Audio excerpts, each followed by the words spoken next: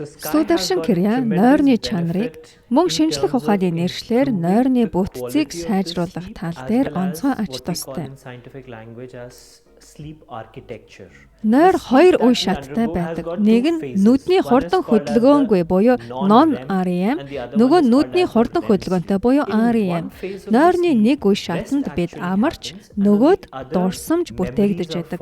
Өдөржин эсвэл жилийн турш харсан бүхэн дээр тулгуурласан урт хугацааны үйл ажиллагаа дурсамж болж үлддэг.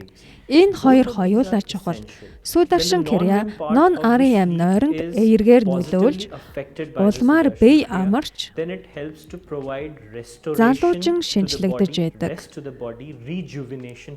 Харин Сударшин Крия REM нойронд эергээр нөлөөлөхөд бидэнд эерэг нөлөө үзүүлэх дурсамжийг хадгалж, удаан хугацаанд сөрөг үр дагавартай дурсамжийг шүүж ялгадаг.